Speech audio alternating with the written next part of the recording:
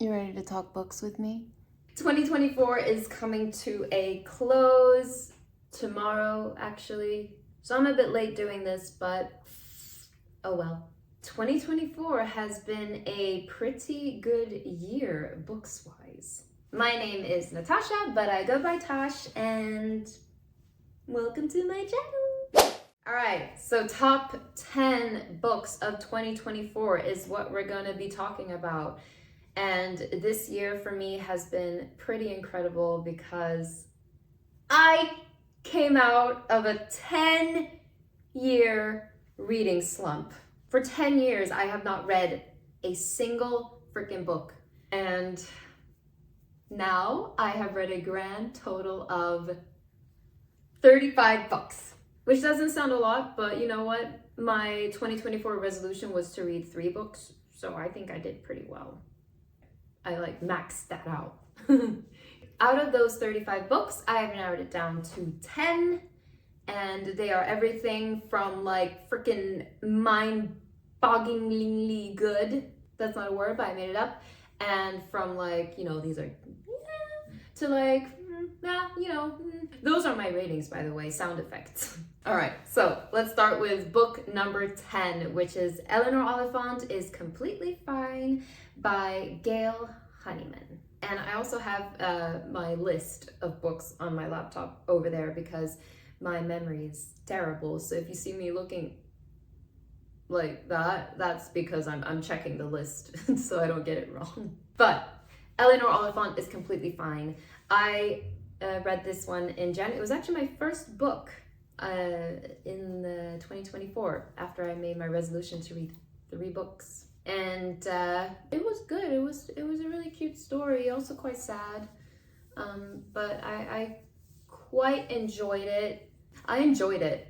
I did. It took me a while to. It took me like a month to read because I was at the point in the beginning of my reading journey. So I only had energy to read like 1 chapter a day. But I definitely would pick it up.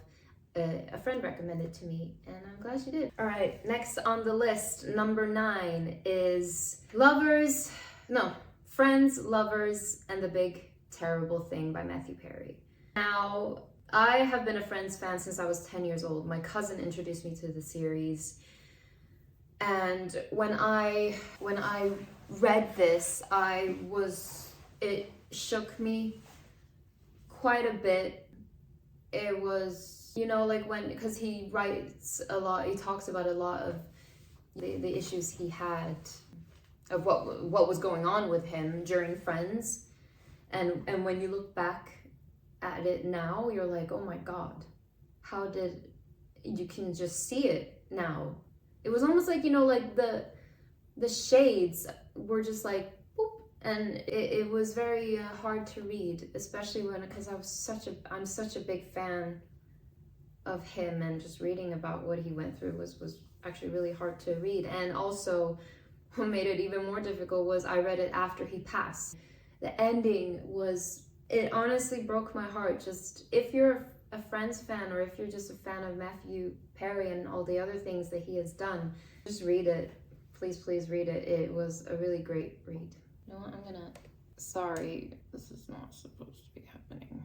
Number 8 on my list is Book Lovers by the one and only Emily Henry. Okay, Emily Henry, I've almost read all of her books. And Book Lovers was the first one that I read with her. And I'm just gonna say, the thing that, drew me the most to it was tall FMCs.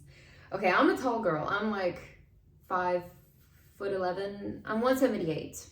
In the Nordics we use centimeters, but I'm gonna assume that is around 5'11". So I'm tall, and reading about tall FMCs in a book, I immediately loved it. And also, I just loved that it was this was such a breeze to read. I think that was the first time I felt like, oh, this is breezy. It was nice. And it was also just one of those books that is it was just breezy, and it was fun, and there was romance, and I just loved it. And if you like romance, or if you want to be introduced to romance books, Emily Henry is a great start. Trust me. Number 7, Where the Crawdads Sing by Delia Owens. Delia Owens? I don't know if I'm saying her name right. Anyway, a beautiful book. Beautiful, beautiful book. The way she describes like the environment around you, the marsh, is just so like, it's like I could picture every single freaking detail. But she didn't go too much into detail because I don't really like too much detail describing and stuff. So she had like that perfect level. And Kaya, all the characters, just wonderful, wonderful, wonderful. And the ending, didn't really see that coming. I love that there was like this little like murder trial like thing happening as well, because it kind of kept you also wanting to know what happened, because otherwise I think I might have tapped out a bit earlier if it wasn't for that. Absolutely, absolutely read. Number 6 is Funny Story by Emily Henry. No big shock there. This one I read in 3 days. That was the first time I finished a book in 3 days.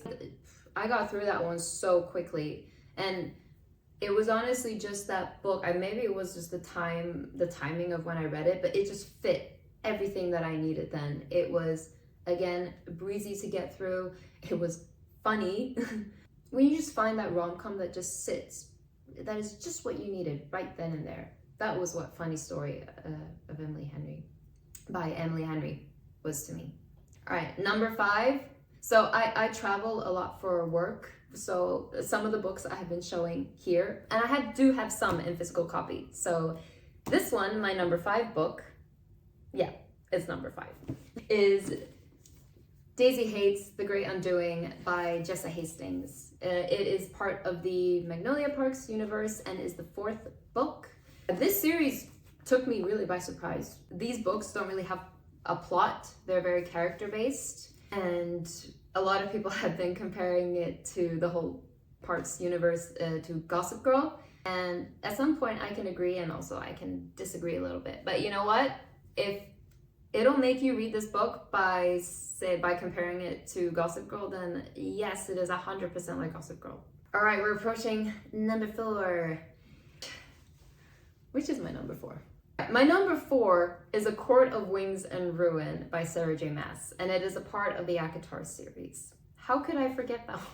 Anyway, that one is my favorite book in the ACOTAR series.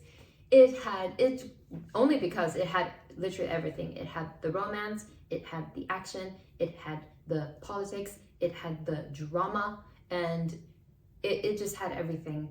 And that's why I loved it so much. All right, number 3, The Housemaid by Freida Mcfadden.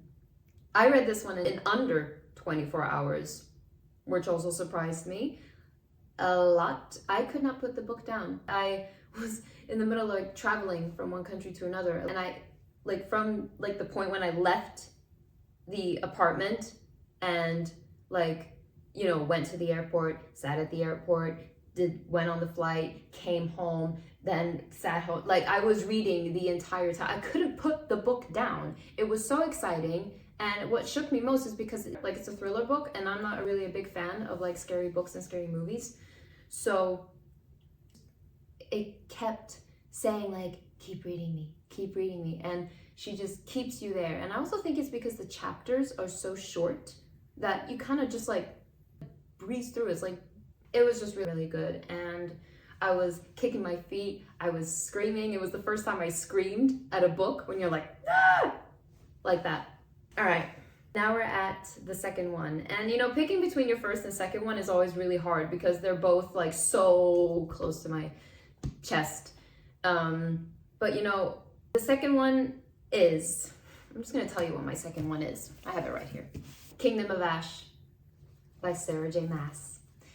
It is the last book in the Throne of Glass novel, and this series as a general, it's amazing. And this book is amazing. I don't know if you've seen the Avengers Endgame, but this book kind of is like that for me. And everyone in Avengers, when they've snapped everyone back, sorry, spoilers, but they've snapped everyone back, and everyone from all the movies and series that you've seen, they all come together to fight the big bad boss. The same feeling in that scene was this entire book for me. It was Sarah J. Maas puts these characters through so much hell, and I was shaking, I was crying, I was giggling, I was shrieking. Oh, just amazing. But it is only amazing because I've read all the other books. So please read this one only if you've read all of them. That's pretty logical though, no? We're at number 1. We're at the top book of 2024. And I'm gonna say my second book, Kingdom of Ash, is actually the top book of 2024, but the only reason I didn't put that one first is because this book, my number 1 book, is the thing that completely got me out of my reading slump and has been the pathway to all the other books that I've read this year. And that book, my dear, dear book friends, is Fourth Wing by Rebecca Yarros. It introduced me to fantasy, romantasy, and I was all for it. I just really loved it. And like I said, it was the book that kind of like pathed my reading journey for me. And therefore, that is why that book is my top 1 of 2024. Those were all my books. Did I match with some of your guys' 2024 books? Let me know in the comments. And also, I'm gonna be making a video of 2025. There are so many freaking books I wanna read. Oh my God, it's almost overwhelming. Anyway, I would love to hear your thoughts. I love this book community because I just love connecting with people who is passionate about the same thing that I'm passionate about. I read to connect and to learn and to also just disappear into my own fantasy world thanks to pages on a book. How crazy is that? Happy New Year, everybody. And you should all be proud of your 2024 reads, no matter how many books, because just that you read is awesome enough. All right, stay safe. Stay safe.